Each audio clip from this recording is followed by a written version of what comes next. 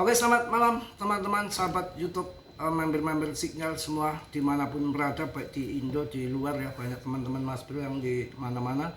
Kalian pasti menunggu altcoin season, mudah-mudahan segera terjadi karena indeks altcoin season sudah mencapai pertengahan di 50%. Jadi kalian harap sabar dikit, tenang, karena altcoin season itu sebuah musiman seperti gerakan musim duren pindah ke musim rambutan, dari musim zaman Jokowi pertama kan batu akik, pindah ke tanaman, pindah lagi ke ikan. Itu semua FOMO. Ketika sudah berbondong-bondong masuk ke satu musim itu akan masuk juga, bukan berarti karena data inflasi lah, data ini itu hanya bumbu-bumbu saja. Sebetulnya gerakan-gerakan itu akan dimulai dari well karena biar bilang inflasi, bilang krisis lah, ada ini segala macam, itu hanya bumbu-bumbu saja, yang mana sebetulnya mereka duitnya banyak karena belum ada yang memulai ya. Masih ini dalam persimpangan di indeks 50% altcoin, indeks altcoin season ya. Saya rasa nanti akan terjun ke bawah ya. Karena kemarin juga kita sudah dikecoh dengan yang mana ini adalah game permainan murni. BTCD juga sudah mulai turun ke bawah, bagus sekali untuk masuk ke altcoin season, dan data-data sudah mulai masuk ke altcoin.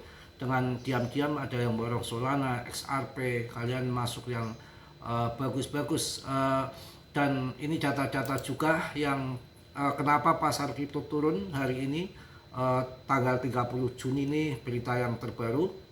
Karena Bitcoin ETF dari IBIT pun turun lumayan. Jadi kemarin terkecoh dengan Brian Armstrong ya, semua permainan mereka bahwa setelah adanya ETF, kemudian tidak akan pernah turun di bawah 30% lagi, akan ditopang sama ETF. Ternyata juga omong kosong kan, setelah 2,1 miliar kemudian turun 30%, berbondong-bondong, maka mereka pada masuk lagi, institusi itu pada masuk lagi karena ngikuti Brian Armstrong CEO Coinbase itu, bahwa ini dah waktunya masuk kembali, dah turun, dah bottom. Nggak taunya setelah mereka pada masuk ya tetap aja mereka jualan. Itu yang namanya memang game, taktik politik dia. Jadi tetap saja namanya kripto, ada ETF dan nggak ada ETF, volatile lah, tetap saja kerjaannya naik dan turun, itu udah kewajiban. Dan asik juga yang mana kripto setelah ada ETF itu kan, ETF itu hanya jaminan keamanan saja, beda dengan beli di Exchange. Kalau Exchange-nya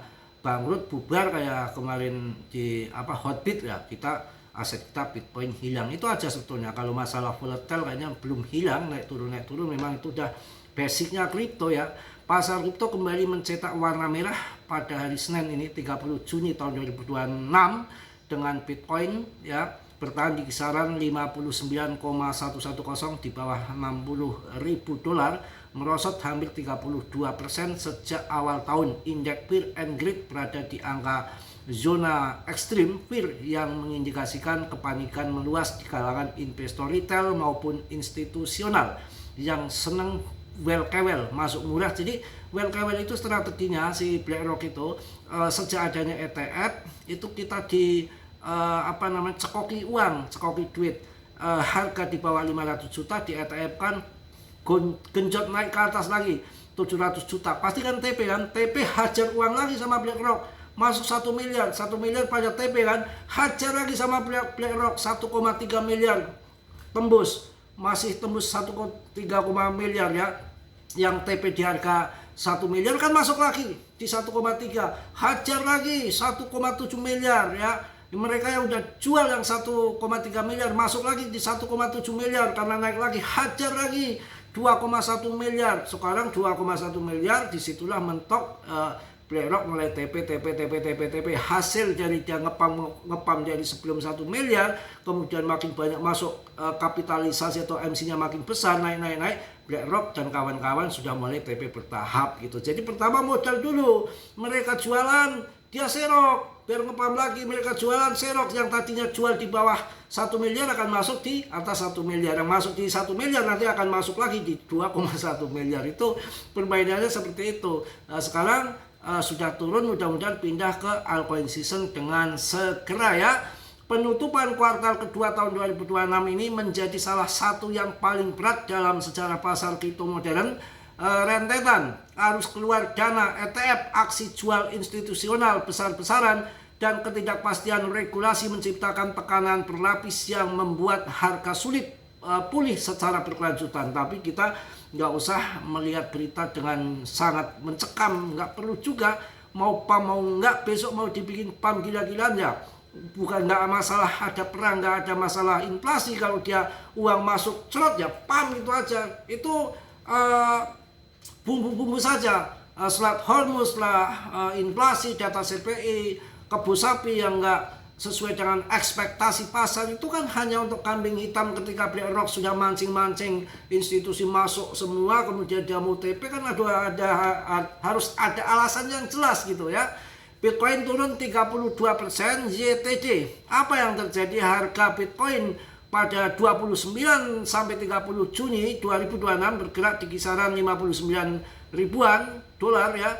Turun dari posisi awal tahun yang sempat menyentuh level di atas 87 ribu dolar pada Januari tahun 2026. Penurunan year to date YTD sebesar 32% ini menempatkan BTC dalam salah satu fase koreksi terdalam pasca halving.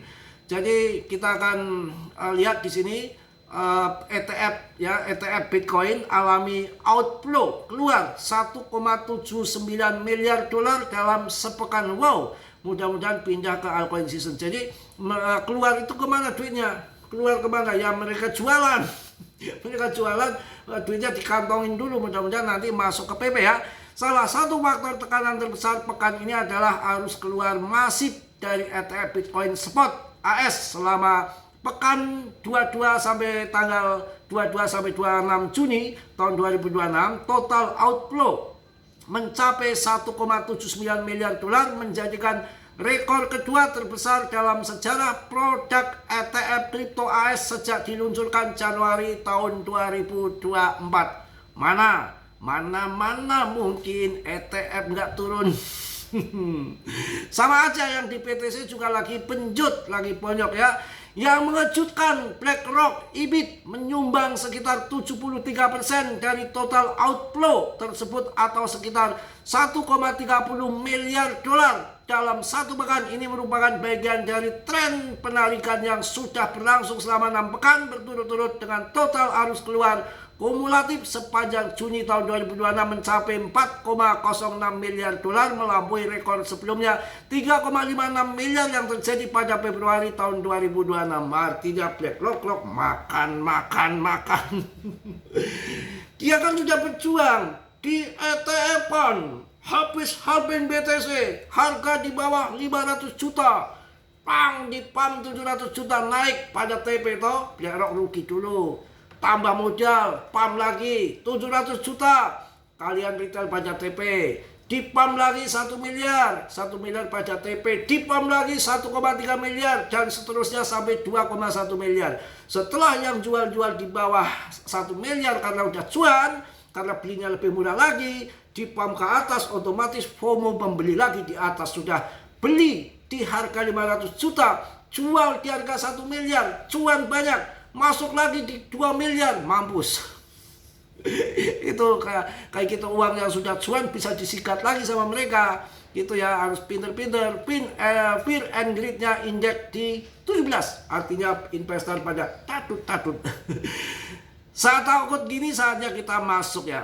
Kita nggak perlu khawatir lah. Oke, kita akan bahas koin kesayangan kita, koin PP. Pemenang koin PP secara fundamental.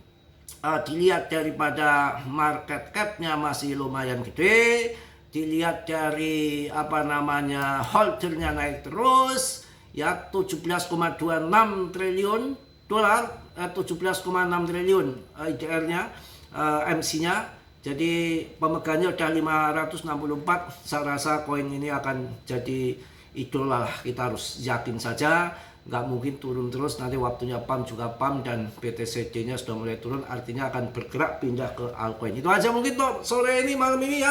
Mudah-mudahan kalian semangat, tetap kuatkan mental, kuatkan apapun, bermental baja, jangan lesu, loyo, santai aja. Kripto naik turun udah biasa, ketika turun 60-70% nanti ketika pembalikan arah juga akan terjadi naik sampai ribuan persen di dalam kripto. Itu kan memang basicnya begitu. Ketika tuh naik tinggi banget, turun dalam banget, bukan berarti turun dalam banget nggak naik lagi, nanti juga bisa naik tinggi lagi. Yang positif ambil, yang buruk tendang, tetap dioresa sendiri. Dalam dunia kripto berisiko tinggi, bisa cuan untuk membeli mendadak, semua tanggung jawab masing-masing. Mas Bro yang memberikan info sebatas yang saya tahu. Oke, salam dari Tegal Mas Bro. Wassalamualaikum warahmatullahi wabarakatuh. Mak nyos.